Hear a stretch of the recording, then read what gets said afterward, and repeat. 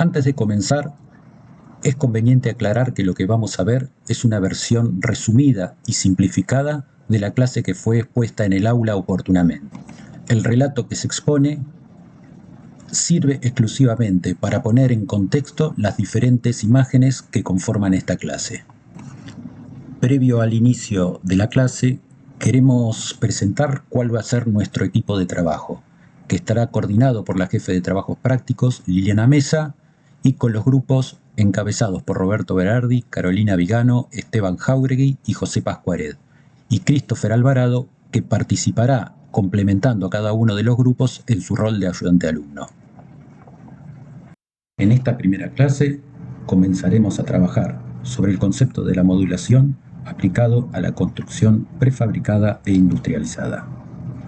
Pero primeramente vamos a hacer un pequeño resumen sobre los temas que trataremos a lo largo de la clase.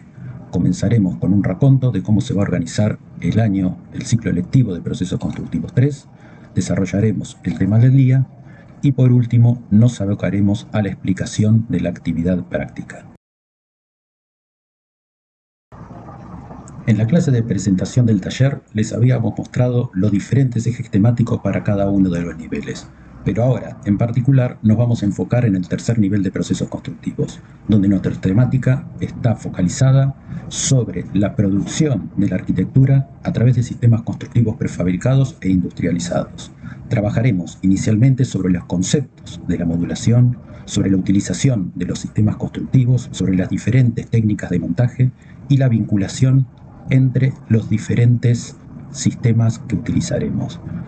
También tenemos una serie de palabras que inicialmente pueden resultar desconocidas, pero son las que a lo largo del año incorporaremos para la utilización del lenguaje técnico adecuado y correspondiente para cuando trabajemos con los sistemas constructivos. El tercer curso de procesos constructivos se articulará a partir de tres ejes esenciales: el de la modulación y el de la coordinación, el de los sistemas constructivos y la resolución de los vínculos y las uniones. Por lo tanto, el primer eje del curso es el que está vinculado al primer trabajo práctico, el segundo eje al segundo trabajo práctico y el tercer eje del curso estará relacionado con la última actividad y la que será la síntesis de todo lo que hemos visto a lo largo del año. Entonces, si cada uno de los ejes los denominamos con una letra A, B y C, corresponderá el primer eje al primer trabajo práctico, el primer eje y la incorporación del segundo eje al segundo trabajo práctico, y como habíamos mencionado anteriormente, en este modelo de complejidad creciente entre cada una de las actividades, el tercer trabajo práctico sintetizará la totalidad de los temas del año. Comencemos entonces con el desarrollo del tema del día, que es el que servirá de apoyo para la implementación de la primera actividad práctica del año.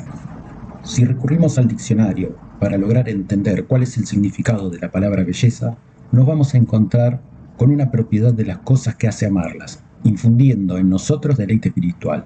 Esta propiedad existe en la naturaleza y en otras obras literarias y artísticas. También nos dice que es una noción abstracta, ligada a numerosos aspectos de la existencia humana. A través de estas definiciones vemos que sería extremadamente complejo encontrar una definición certera acerca del concepto de la belleza, ya que su grado de subjetividad nos permitiría definir tantas definiciones como individuos hagan la observación de un objeto. Allá por el año 400 a.C., Platón intentó hacer una aplicación de este concepto de la belleza directamente sobre la arquitectura y sobre lo que denominó la sección. Tuvieron que pasar 80 años para que Euclides planteara la división armónica de un segmento. Aquí tenemos un segmento AB que ha sido dividido en dos partes, la parte AC y la parte CB, donde suponemos que la parte AC es mayor que la parte CB.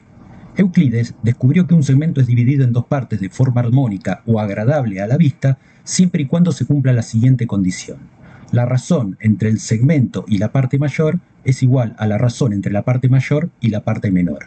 Es decir, que el segmento AB dividido el segmento AC es igual al segmento AC dividido el segmento BC. La misma división armónica aplicada a los segmentos también podría utilizarse en figuras geométricas. Si trazamos una diagonal desde la mitad de uno de los lados hacia uno de los vértices para luego rebatirla sobre uno de los lados, obtendremos con la prolongación de las líneas horizontales y las líneas verticales lo que denominamos un rectángulo áureo. Esta operación podríamos seguir repitiéndola hasta el infinito, hasta ir obteniendo distintas figuras más pequeñas que conformarían nuevos rectángulos áureos. Si tomamos como centro uno de los vértices de cada cuadrado que se ha formado y trazamos un cuarto de circunferencia, en la sumatoria de estos arcos obtendremos lo que denominamos la espiral áurea. Si colocamos dos rectángulos áureos, uno en posición apaisada y uno en posición vertical, y trazamos una diagonal en el primero de ellos, la prolongación coincidirá con el vértice del segundo. Las sucesiones numéricas corresponden a una lista ordenada donde cada uno de los elementos aparece dentro de un lugar relevante. Las sucesiones numéricas pueden ser aritméticas o geométricas. En las aritméticas, la secuencia se obtiene a partir de sumar un número fijo al anterior. 1, 2, 3, 4. Y por otro lado, las sucesiones geométricas, donde la secuencia se obtiene a partir de multiplicar por un número fijo al anterior, lo que termina definiendo la razón de su progresión. 2, 4, 8, 16, 32. En la división armónica que planteaba Euclides, si comenzamos a sustituir cada una de las proporciones por algún valor numérico, vamos a obtener que esa relación que se definía como AC sobre AB igual a CB sobre AC define lo que denominamos una ecuación cuadrática. En la resolución de esa ecuación cuadrática obtenemos un número irracional al que denominamos el número de oro. Además, existen otros números que forman parte de la familia de los números metálicos, en la cual está incluido el número de oro. Dentro de esta familia está el número de oro, el número de plata, el número de bronce, el número de cobre, el número de níquel y el número de platino. La misma sustitución que habíamos hecho sobre el segmento que había planteado Euclides y que lo podemos hacer también sobre figuras planas, también vamos a llegar al mismo valor que corresponde al número de oro. El número plástico de Van der Laan es una proporción matemática que deriva de la relación entre el cuadrado y el rectángulo. Se define como una relación entre un cuadrado y un rectángulo, en el que la relación entre los lados más cortos y los lados más largos es la misma que la relación entre los lados más largos y el lado del cuadrado. El número plástico que propone Van der Laan, también al igual que el número de oro, es un número irracional, que es 1,3247 y así sucesivamente. Van der Laan utiliza este número para el diseño de los edificios y los espacios como una forma de crear una arquitectura que se siente armoniosa y equilibrada y que se integra bien con su entorno natural. La Abadía Benedictover en Vals, en los Países Bajos, sea posiblemente la obra donde mejor se ven reflejados la teoría de Don Van der Laan en la aplicación del número plástico. En la secuencia que proponía Fibonacci, cada número de la secuencia está formado por la suma de sus dos antecesores. A medida que avanzamos, la división de un número por el anterior da un resultado que cada vez más se acerca al número de oro. Pero ¿cuál es la relación que existe entre el planteo de Euclides y el planteo de Fibonacci? El tamaño de las figuras que dan origen a la espiral áurea corresponde a la secuencia planteada por Fibonacci. 1, 2, 3, 5, 8, y sobre la cual también podemos escribir lo que denominábamos la espiral áurea. Este mismo tipo de relaciones es la que vemos al dividir cualquiera de las diagonales de un pentágono por alguno de sus lados. El resultado que obtendremos es un número cercano al número de oro. Todas estas proporciones que habíamos visto anteriormente fueron determinantes y fueron las que guiaron la arquitectura griega antigua. Otras ramas del arte también utilizaron estas proporciones para definir alguna de sus representaciones. Variados son los objetos en los que también podemos reconocer este tipo de proporciones o este tipo de secuencias que vimos anteriormente. En la interpretación del hombre de Vitruvio hecha por Leonardo da Vinci, también puede observar proporciones entre las distintas partes del cuerpo que se asemejan y se relacionan con el número de oro. Al superponer estas proporciones con la de las figuras geométricas, también vemos que existen algún tipo de relación con la cual las podemos vincular. Da Vinci generó, a través del estudio del cuerpo, una serie de proporciones que le permitían entender las relaciones entre las distintas partes. Ya viniendo mucho más acá en el tiempo, vemos cómo Le Corbusier, a través del modulor de 1948 y el modulor de 2 de 1953, había generado una serie de medidas que estaban vinculadas con las medidas del cuerpo humano. Estas medidas ya no tenían por objeto la belleza, la búsqueda de la belleza, sino las proporciones necesarias para definir los diferentes espacios arquitectónicos. El principio del trabajo de Le Corbusier, que explica el uso del sistema modular, aparece en toda su expresión en la unidad de habitación de Marsella. Se utilizan 15 medidas del modulor para lograr la escala humana en un edificio de 140 metros de largo, 24 metros de ancho y 70 metros de largo. Le Corbusier utiliza estos diagramas para ilustrar la diversidad de tamaños de paneles y las superficies que podrían haberse obtenido con las proporciones de los módulos. Vemos claramente cómo en un detalle de la planta y del corte de la unidad de Marsella, en cada una de las medidas que se expresan, aparece la intervención del modulor para caracterizar las dimensiones de cada uno de los espacios. El Yaku y el Ken fueron dos sistemas de medida de la cultura japonesa que sirvieron para definir y para dimensionar los distintos espacios de las viviendas y del resto de los edificios. Por medio de diferentes tipos de combinaciones y de organizaciones, podrían definirse espacios de diferentes características y superficies. La cantidad de tatamis a través de sus diferentes tipos de organizaciones que entran en cada uno de los locales permite dar una idea cabal de la superficie de cada uno de los espacios, sustituyendo de este modo lo que podría ser la utilización del sistema métrico decimal.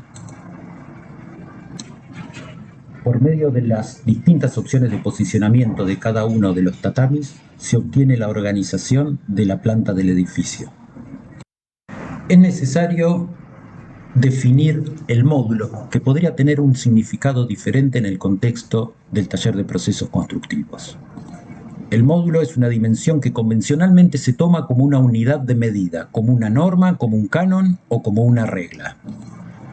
La modulación será el manejo de elementos repetitivos, o sea, el módulo, de características similares en lo que se refiere a tamaño, forma y función, recibiendo cada uno de estos elementos el nombre de módulo. En esta obra del arquitecto chileno Felipe Azadi, el módulo está representado por una cerámica que forma parte del revestimiento, una cerámica de 20 por 20, y la designación o la denominación y las características dimensionales de cada uno de los espacios estará relacionada a la repetición de la medida de ese módulo.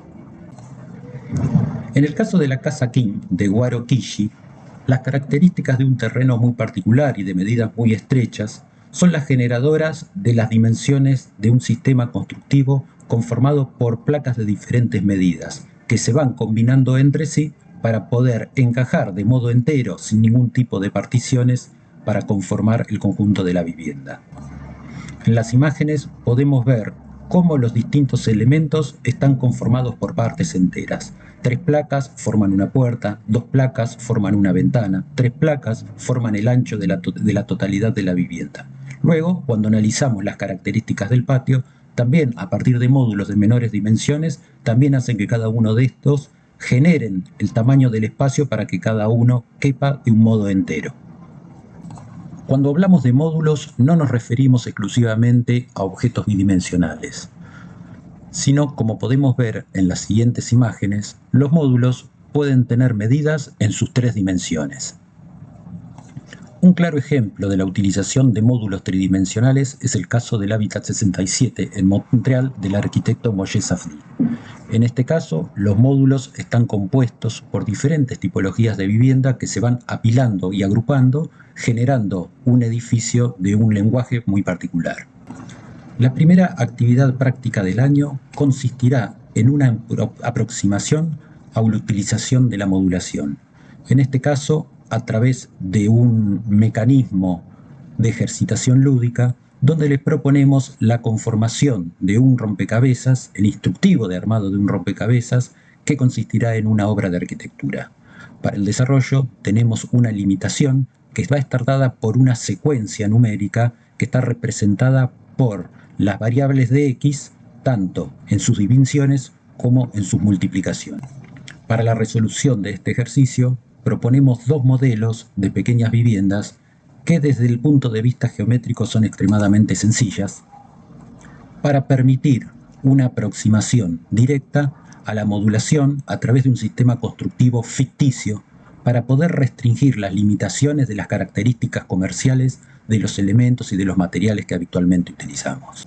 Para finalizar el encuentro de hoy, les dejamos algunos de los links donde podrán encontrar información y los puntos de contacto con nuestro taller. Muchas gracias.